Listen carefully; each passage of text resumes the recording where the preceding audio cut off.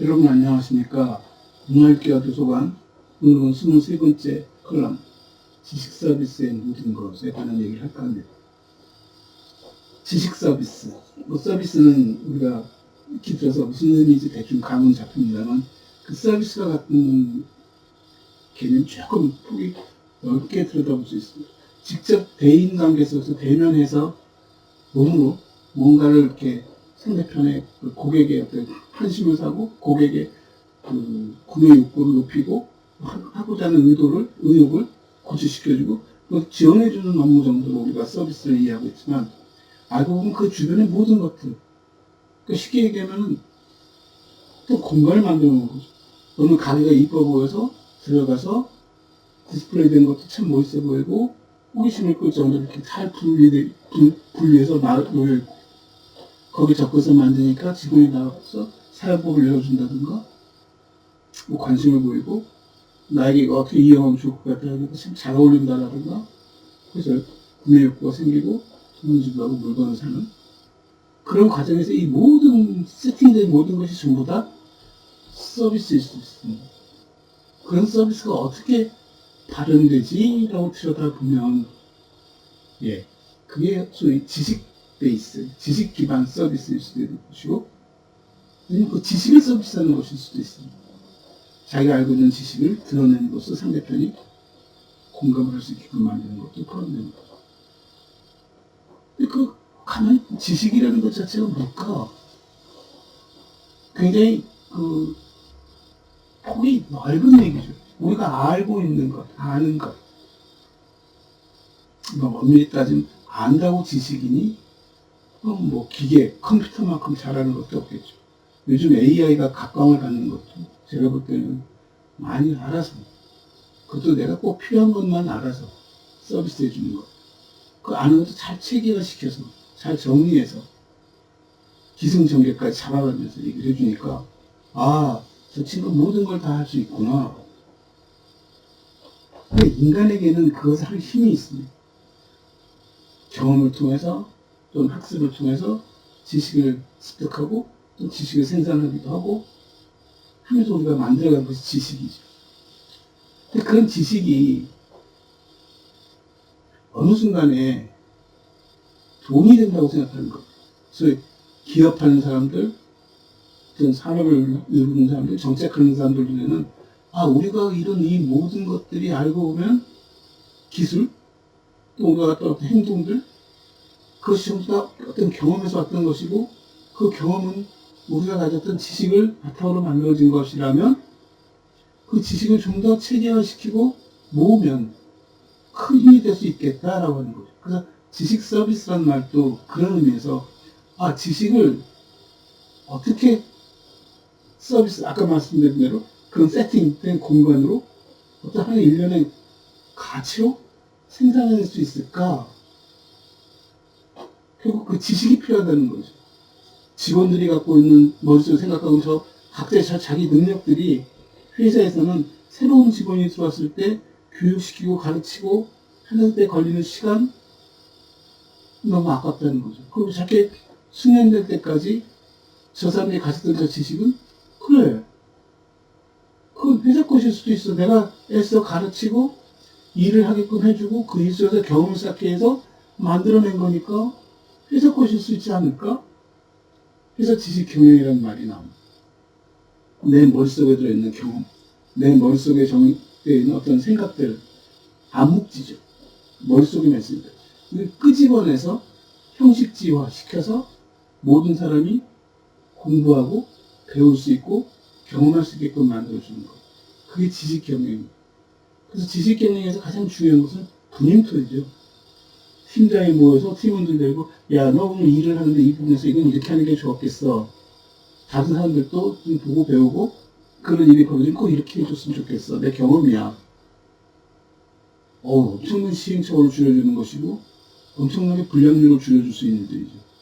또 그런 것들을 체계적으로 관리하다 보면 회사의 이익을 창출할 수 있지 않을까?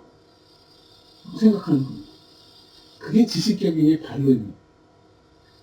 그럼 한번 가만히 생각해 보시죠. 지식을 경영한다. 결국 암묵지이든 개인의 경험이든 그것을 끄집어내서 자기 조직 내에 형식지화시키는 작업. 그 형식지화시켜서 모으고 다시 서비스하는 일들. 뭐 떠오르는 것 없습니까? 예. 지금 문헌정보학이 늘 하는 얘기가 그겁니다. 지식을 조직하는 것. 지식체를. 지식이라고 불릴 수 있는 것들. 누군가에겐 지식이고 누군가에겐 그냥 간단한 어떤 텍스트일 수 있는 것이고 그냥 데이터일 수 있는 것들을 잘 조직해서 필요한 사람이 필요할 때 적시에 적기에 활용할 수 있게끔 만들어주기 위해서 예비하는 것, 준비하는 것. 그게 도서관의 역할이라는 거죠. 물론 해석에 따라서는 도서관의 역할을 책을 모아놓고 책을 이용하기 편하게 만들어주는 거야 라고 아주 단순하게 보이는 현상적인 부분만을 얘기할 수도 있지만 학대에서 그 사람들이 책을 통해서 뭘 할 수 있을지에 대한 것을 미리 예견하고 그런 것들과 관련되어진 지식체들을 수집해서 체계화시켜서 이용자의 관점에 맞춰서 이용할 수 있게끔 해주는 거야. 관점에 맞춰 나가는 것을 우리는 분류라고 말하는 것이고 그렇게 해서 작업하는 그 데이터들을 우리가 목록이라는 형태로 제시하는 거죠. 여기 이 책에는 이러이러한 내용들이 담겨있고 이러이러한 뭐랄까요 면들이 있어. 주제는 뭐고 저자는 누구이고 언제 생산되어 있고 키워드는 뭐고 서명은 뭐고 간단한 브리프하게 초록은 어떻게 되어 있고 목차는 어떻고 거기에 리뷰까지 붙어있다면 이 책을 읽었던 사람들이 이런 얘기를 했어. 그걸 새롭게 재구성해내면 소위 우리가 말하는 큐레이션도 되는 거죠. 그럼 지식을 경영해서 우리가 얻을 수 있는 게 뭘까? 지식을 서비스한다는 것이 우리에게 제공하는 게 뭘까? 아까 말씀드린 대로 지식경영이라는 개념에서 놓고 본다면 엄청난 편익을 제공해 줍니다. 복잡했고 어려운 일도 단순하게 해주고 오래 걸린 시간이 길게 걸리는 것도 짧게 해결할 수 있게 해주고 쉽게 접근할 수 있게 해주고 그래서 편익을 담보하는 것이 지식 서비스라는 거예요. 그냥 막무가내로 인사 잘하고 싹싹하고 물어보면 잘 모르겠습니다만 한번 찾아보시죠 라고 이렇게 약간 무책임하고 객관적인 얘기만 하는 것이 아니라 몰입해서 사람들에게 서비스를 제공할 수 있는 것이고 또는 그런 것들 일반을 시키면 아까 말씀드린 도서관 같은 조직 이렇게 나눠져 있구나. 우리 마트에 가면 어떻습니까? 농산물 코너가 따로 있고 공산물 코너가 따로 있고 굉장히 다양하게 분류되어 있고 내가 필요한 것을 찾을 수 있게끔 인덱스도 상당히 붙어 있습니다. 유제품, 무슨 문구류 등등. 그래서 내가 필요한 것이 어디인지 알게끔 해주는 거죠. 물론 여러 번 방문한 사람은 습관적으로 익숙하니까 찾아갑니다만 처음 온 사람들에게 그리고 자기가 찾는 물건이 늘 찾던 물건이 아니라 새로운 물건을 찾을 때는 아무리 자주 갔다 하더라도 눈여겨보지 않기 때문에 이제 뒤지면서 찾으면서 돌아다닐 수밖에 없는 거죠. 그게 소위 우리의 편익을 엄청 뒤져야 할 것을 간단하게 해결해 주는 거예요. 그게 분류의 힘이고 목록의 힘이고 소위 말하고 조직의 힘입니다. 그걸 제일 잘하는 사람이 누굴까요? 사서입니다. 그럼 사자에게 지식을 갖는 의미는 이제 좀 복잡한 얘기입니다. 지식을 서비스하느냐와 지식 기반에서 서비스를 하느냐에 대한 얘기. 지식을 서비스한다는 것은 도서관처럼 책, 지식체를 쌓아놓고 서비스하는 것을 말해요. 식품점이 지식을 서비스하는 것은 아니겠죠. 그러나 지식 기반 서비스는 할 수 있습니다. 사람들이 뭘 많이 찾지? 사람들이 이거 찾을 때 뭘 같이 찾지? 이게 왜 필요하지? 그렇게 사람을 읽고 사람들이 필요한 것에 대한 제품에 대한 분류를 하고 나누고 그 지식 베이스죠. 지식 기반이죠. 그래서 지식을 기반으로 해서 서비스한다고 말이 조금 적절하지는 않습니다만 지식 기반 서비스라는 것은 대부분의 서비스 종사자들은 지식 기반 서비스를 합니다. 마트에서 일하는 사람은 마트에서 일어날 수 있는 모든 것들에 대한 데이터를 수집하고 분석해서 자기의 지식으로 만들어가는 거죠. 경험까지 못해서. 그런 암묵질을 형식화시켜서 조직이 공유하면 그게 지식 경영이 되는 거죠. 그래서 지식 서비스의 기본은 사람들의 일을 굉장히 수월하게 해준다는 거. 시간을 절약하게 해준다는 거. 비용을 안 들게끔 해준다는 거. 투자한 것에 비해서 훨씬 큰 부가가치를 만들어낼 수 있다는 것입니다. 그래서 우리가 공장에서 로봇이 일을 할 때도 가만히 들여다보면 로봇이 하는 일들은 사람을 대체해서 기계가 하는 거잖아. 천만에. 그 기계가 동작을 하기 위해서는 프로그램이 필요한 것이고 소위 AI처럼 학습하는 기능이 부여된다면 AI도 학습을 할 거고 그 학습의 기본은 뭘까요? 환경에 대한 연구입니다. 어떤 데이터들 들어오고 어떤 재료가 들어오고 어떻게 처리하고 A와 B를 어떤 식으로 엮어야 하고 거기에 대한 지식을 가지고 일을 처리하는 거죠. 어떻게 하는 것이 가장 빠르지? 따지는 거죠. 며칠 전에 TV를 보다가 방어 얘기가 나왔어요. 대방어. 겨울철에 방어가 한참 인기다 보니까 방어를 잡아서 서비스를 하는데 제품을 파는데 방어를 어떻게 손질하느냐를 가지고 수도 없이 반복해서 연습을 했던 여러 가지 방법을 동원했던 그러면서 얻은 것이 가장 빠르고 가장 쉽고 그리고 가장 재료의 손실이 안 가게끔 하는 방법을 터득했는 거예요. 소위 노하우죠. 그 노하우를 가진 사람이 하필 처리할 수 있는 방어 처리 능력과 그렇지 않은 사람이 일하는 능력의 차이는 엄청날 겁니다. 거기다 이 사람은 뭐까지 얘기하냐면 자기가 전직이 셰프였답니다. 그래서 방어를 잡아서 손질해서 그냥 팔 때 얻는 이익보다는 이거를 토막을 내고 재포장하고 식품으로서의 가치를 만들고 거기에 이것을 요리를 할 수 있는 어떤 체제로 그 직전까지 해서 만드니까 수익이 훨씬 더 많이 났다고 부가가치를 만들어냈다는 거죠. 그게 지식 서비스의 기본입니다. 그럼 그런 것들을 가지고 우리가 할 수 있는 다음 단계는 뭐지?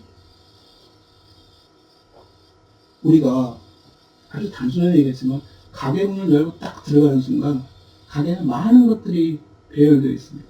어떻게 배열되어 있지를 가만히 짚어보는 거죠.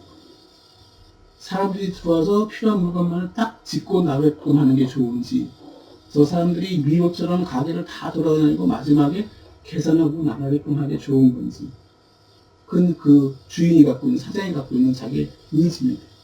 내가 어떻게 이 가게를 운영할 것인가 왜 그렇게 운영해야 하지? 그런 것을 가지고 데이터를 모으고 이용자들을 분석하고 이용자의 성향을 파악하고 그래서 편의점에 가더라도 한 바퀴 돌고 나와서도 제일 마지막에 가판대에 놓여있는 게 뭐가 있습니까?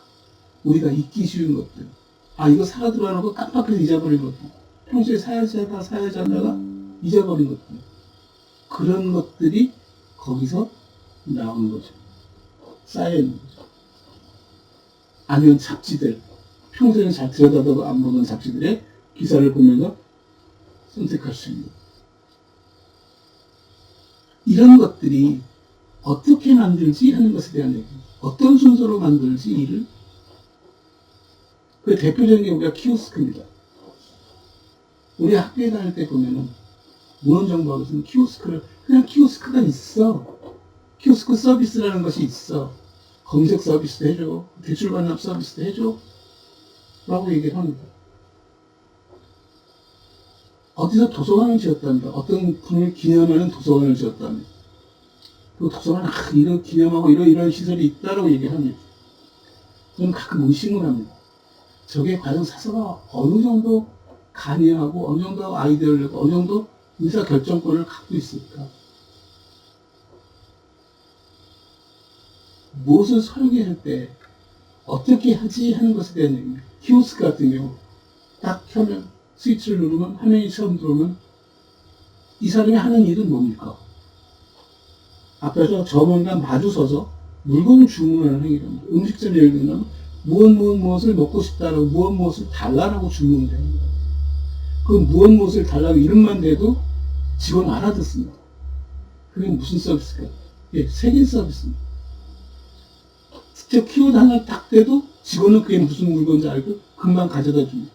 기계는 그렇게 하려면 색인이 어떻게 되어 있습니까? 무수히 많은 것들이 쫙 나열되어 있어야겠죠. 그 무수히 많은 것을 나열하면 사람들이 혼란스럽습니다. 내가 찾는 게 눈앞에 바로 나타나면 괜찮은데 저 뒤에 있는 거라는.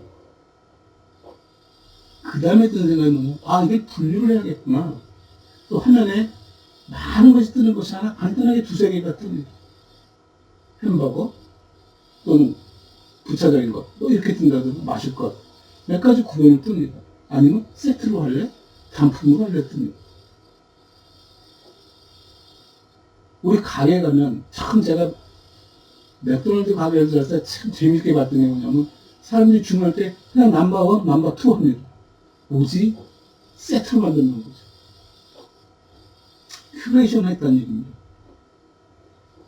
그리고 어떤 순서로 키오스크가 일을 하게끔 하는 게 좋을까는 내가 점원 입장에서 가게에서 물건 사고 파는 사람 시각에서 접근하는 거죠. 그때 혼란이 오는 부분들, 주문을 다르게 하는 사람들, 주문을 유도하는 사람들, 여러 가지를 다 종합했을 때 어떤 순서가 맞고 여기서 잘못됐을 때 다시 돌아오기 위해서는 어떤 백키가 놓여있어야 하고 그게 화면 설계하는 것도 똑같은 것이고 홈페이지 설계하는 것도 똑같은 것이고 소위 우리가 말하는 ERP라는 개념도 그 속에서 나온 것이고 ERP가 나온 것이 아니라 우리 사람들이 하는 일에 대한 공정, 프로세스가 그렇게 해서 설계되어지는 거예요. 거기 전부 데이터가 필요한 거죠. 지식이 필요한 거죠. 그 데이터를 이용해서 어떻게 접근하는 것이 가장 이상적이고 그렇지 못한 사람들에게는 어떤 팁을 주고 어떻게 다시 그걸로 접근할 수 있게끔 만들어주는 게 중요한 일이죠. 그걸 잘 만들어내는 작업. 이 지식 서비스로 대상에 대한 지식도 필요한 것이고 그 일을 처리할 수 있는 역량에 대한 지식도 필요한 거죠. 우리 사도 선생님들이 귀담아 드려야 할 대목이기도 하고 아 우리가 배우는 게 뭐구나. 우리가 옛날에 배웠던 게 이랬었구나. 근데 그게 지금은 너무 잘 정리되다 보니까 그냥 그대로 답습하고 있습니다. 고착되고 있는 거예요. 시스템 변동이 없는 거예요. 100년 전의 도서관이나 지금의 도서관이나 거의 다를 게 없다는 겁니다. 그런 세상은 바뀌고 있고 사람들의 요구가 달라지고 있고 소위 말하는 매체도 굉장히 다양화되어지면서 우리가 서비스할 수 있는 공간이 꼭 책으로 한정해야 해? 우리가 서비스했던 게 책인가? 우리가 서비스했던 게 지식인가? 우리가 서비스했던 것이 커뮤니티인가? 고민할 시점이라는 거예요. 결국 지식 서비스의 본질은 기계적인 로봇을 만들어내는 일이 아닙니다. 끊임없이 변하는, 끊임없이 달라지는 공정에 대한 이해를 갖고 그것을 어떻게 반영하느냐에 대한 얘기를 하는 것이고 그 반영 속에서 변화를 어떻게 하면 가장 극소화시키고 최소 경비로, 최소 비용으로 처리할 수 있을까? 그걸 처리할 수 있는 역량이 우리에게 있을까? 그걸 고민하는 작업. 그런 기술과 그런 기반을 가지고 대상에 대해서 연구하는 사람들. 그게 지식 서비스라는 사람들이 갖는 자세가 아닐까라고 생각해요. 감사합니다.